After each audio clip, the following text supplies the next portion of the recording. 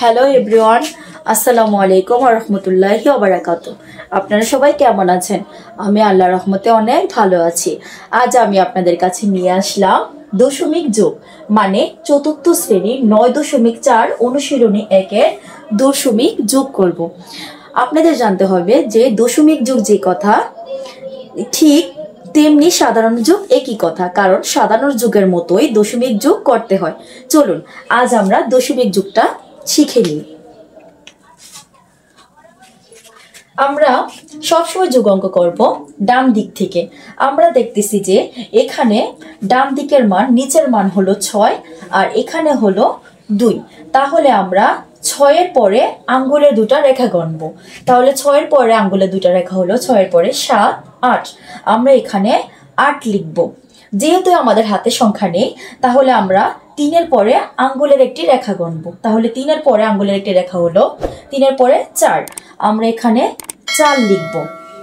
4 লেখার পর আমাদের দেখতে হবে এখানে দশমিকটা ডান দিক থেকে কয় ঘর পরে দশমিক।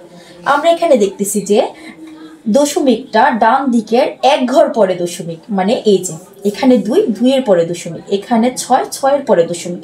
তাহলে আমরা ফল মানে যে যোগটা করলাম তার ফলের 1 ঘর পরে, মানে ডান দিকের 1 ঘর পরে দশমিক বসাবো। তাহলে এখানে 1 ঘর হলো 8, 8-এর পরে 1 ঘর হলো এই যে এখানে দশমিক বসবে। ঠিক সেম এ 2 নম্বর অঙ্কটা আমরা এভাবেই করব। চলুন এখন আমরা করি।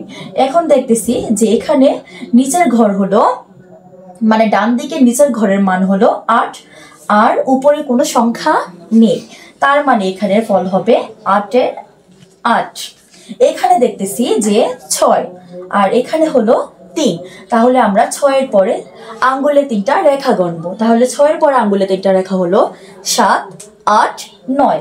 আমরা এখানে 9 লিখব। আমরা জানি যে দশমিক দিতে হয় ডান দিক থেকে যত ঘর পরে দশমিক তত ঘর পরে আমরা দশমিক বসাবো। এখানে দেখতেছি যে দশমিক হলো ডানের 1 ঘর পরে, তাহলে আমরা এখানে ফলের মধ্যে 1 ঘর পরে দশমিক বসাবো। তাহলে 8-এর পরে 1 ঘর, এখানে আমরা দশমিক বসাবো। তাহলে এটার ফল হলো 9.8। অঙ্ক দেখতেছি, মানে 3 নম্বর অঙ্কে দেখতেছি এখানে ডানে আছে 7, এখানে আছে 6। আমরা 7-এর পরে আঙ্গুলের 6টা রেখা গণব। তাহলে 7-এর পরে আঙ্গুলের 6টা রেখা হলো 7, 8, 9, 10, 11, 12, 13। আমরা এখানে 13 পেলাম। তাহলে আমরা 13-র 3 লিখব। আমাদের হাতে আছে 1, এই 1টা আমি এই সংখ্যার সাথে যোগ করব। তাহলে 0-র সাথে যদি আমি 1 যোগ করি তাহলে 0, 1-এ 1। আমি এখানে 1 পেলাম, 1-এর সাথে আবার এখানে 0। তাহলে 1-এর সাথে যদি আবার 0 যোগ করি তাহলে 0, 1-এ হলো আমার 1। তাহলে আমরা দেখব যে এখানে ডান দিক থেকে কয় ঘর পরে দশমিক। আমি দেখতেছি যে ডান দিক 1 ঘর পরে দশমিক, মানে পিছের দিক দিয়ে 1 ঘর পরে দশমিক। তাহলে আমি এখানে ডান দিক থেকে 1 ঘর পরে দশমিক বসাবো। তাহলে 3-এর পরে 1 ঘর এই যে। তাহলে আমার 1 ঘর পরে বসালে আমার ফলটা হলো 1.3। তারপর চতুর্থ অঙ্ক মানে 4 নম্বর অঙ্ক। আমি এখানে দেখতেছি যে ডানে এখানে 2 আছে আর এখানে 8 আছে।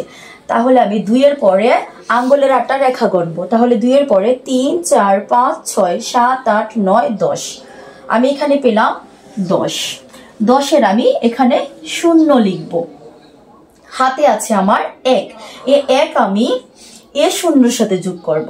তাহলে 0-র সাথে যদি আমি 1 যোগ করি তাহলে 0, 1-এ 1। আমি এখানে 1 পেলাম। আবার 1-এর সাথে 1 যদি যোগ করি, 1-এ আর 1-এ যোগ করলে হলো 2। আমি এখানে 2 লিখব।